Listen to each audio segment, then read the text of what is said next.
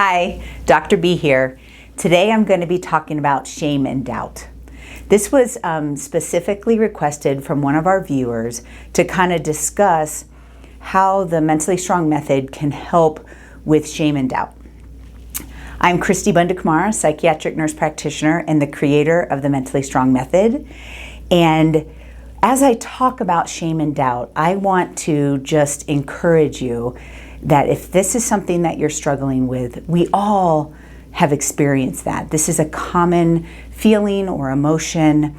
But what we do with the Mentally Strong method is we help you to organize it so that you can make choices moving forward.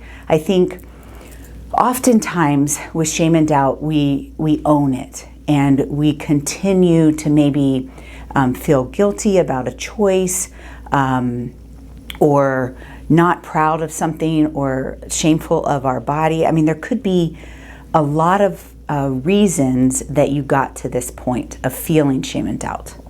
So this is why the Mentally Strong method is important, because in the first element, we actually do this thought map, because not everybody who experiences shame and doubt has the same reason or where it actually came from.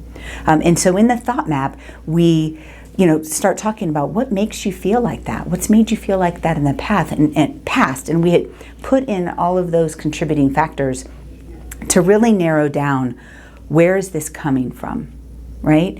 And then when we organize it, it can go into a couple different categories, right? Sometimes it could just be negative thought. Maybe there's something over and over again that you are ashamed of. And maybe it's not a behavior, maybe it's your body. Maybe you were sexually assaulted or sexually abused and you are ashamed of your body, right? That would come out in the thought map, that we would be able to see where that comes from. And then being able to kind of separate ownership and, organizing it, like the negative thoughts that you are saying to yourself over and over again. I challenge you, what you think you become, right? So we put that in its own category and we say, we got to stop thinking like that. We have to start thinking the things that we're proud of, the things that we love about ourselves, right? But let's say there are some behaviors and choices. Maybe your shame and doubt doesn't come from being a victim. Maybe it comes from a choice that you made, right? And you are ashamed of that. You've got to own that. We put that in behaviors and choices, right? That's part of your story. Don't take that with you for the rest of your story, right? You take that, you put it in behaviors and choices. I made this choice. I did this. One, you got to forgive yourself. Two, I challenge you to, again, maybe map that decision. Like, was it really something you should be shameful of? Okay, or was it external shame?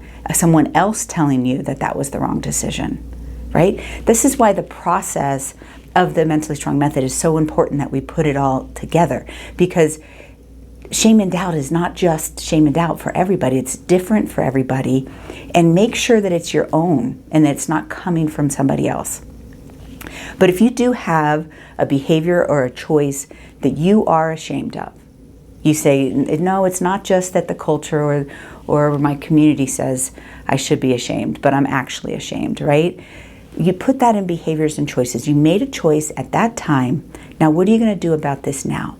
Right? Are you going to continue to make that choice, or are you going to make a choice that's in line with who you want to be? And that's where, and this is why, we always talk about think, organize, and choose. You've got to organize these things into different categories. Maybe there's some injustices around your shame and doubt. If your shame and doubt comes from trauma, that's definitely an injustice to you. And so putting that in its own category, putting trauma in its own category, so that you can deal with those things or process those things and allow yourself to be comfortable in your story as you work through them. And this is, your Mentally Strong journey is a lifetime journey. I'm sorry, you can't just watch this video and be able to let go of your shame and doubt, right? because it's complex. There's a lot of things going on behind that. And it's important. You've got to gain insight into where it comes from. So that's our thought map element. And then organizing it. It's not all your fault. It's you know, there's whatever the contributing factors that got you to that point, right? We've got to organize those and treat them accordingly. And part of that is negative self-talk. With shame and doubt, there's always that negative self-talk component, but it's not 100%. It's not just, oh, if you just think positive about yourself, you're not going to have any shame and doubt. You've got to have some insight into where that came from. And if there is trauma, you have to process that and you know, own it as part of your story. And yeah, so it's just important that we organize those things and work through them. So to my listener who really wanted me to talk about shame and doubt, I just challenge you to learn the Mentally Strong method, to really get in there and find out where this is coming from and what you want to do with it, because you are mentally strong.